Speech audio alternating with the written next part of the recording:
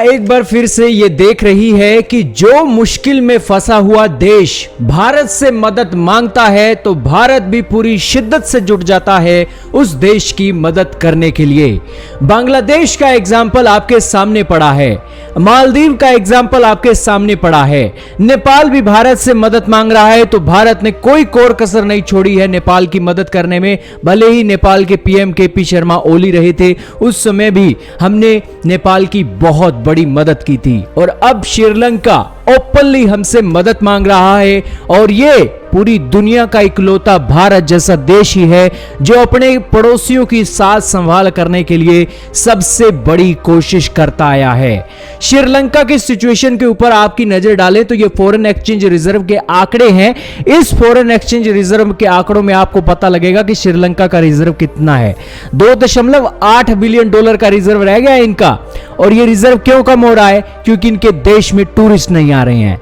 लेकिन अब भारत ने ठान ली है कि श्रीलंका को दोबारा से उसके पैरों पर खड़ा करना है और इसी के चलते हमारे फॉरेन सेक्रेटरी जी हर्षवर्धन श्रृंगला जी इन दिनों श्रीलंका के दौरे पर गए हुए हैं और टूरिज्म के सेक्टर को दोबारा से बूस्ट देने के लिए श्रीलंका के ऐतिहासिक स्थलों का दौरा कर रहे हैं। हाल ही में श्रीलंका ने 700 मिलियन डॉलर की जो पोर्ट की डील है भारत को दी है चाइना से छीनकर। और यह इस बात का सबूत है कि श्रीलंका भी अब अपनी गरीबी को देखकर अपनी गरीबी को दूर करने के लिए 130 करोड़ की मार्केट की ओर देख रहा है। हालांकि इतना ही नहीं, खबरों का सिलसिला यहां तक भी नहीं रुकता है, हमारी आर्मी तक भी सिलसिला पहुंच चुका है और हमारी आर्मी की 120 लोगों की टीम भी श्रीलंका के अंदर पहुंच गई है। और यह तस्वीरें लेकर सबसे पहले जेडएक्स न्यूज की टीम आपके सामने आई है और यह तस्वीरें आपके सामने ही हैं। भारतीय सेना की टीम 120 लोगों की अब पहुंच चुकी है और यहां पर वो एक एक्सरसाइज करने वाले हैं जिसका नाम है मित्र शक्ति।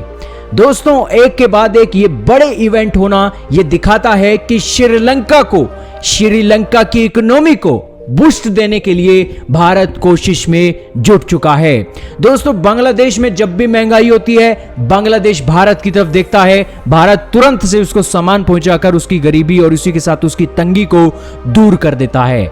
इसी के साथ नेपाल के तरफ आपने देखा, नेपाल के अंदर भूचाल आता है, भूकंप आता है, नेपाल भारत से मदद मांगता है।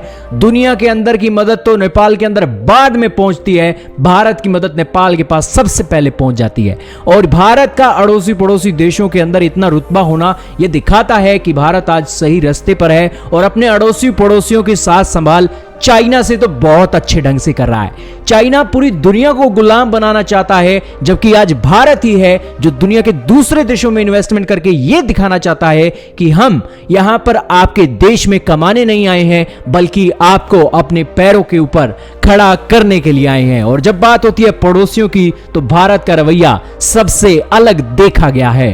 श्रीलंका के ऊपर आप क्या कहना चाहेंगे कमेंट सेक्शन में जरूर बताइएगा। इस वीडियो में सिर्फ इतना ही था।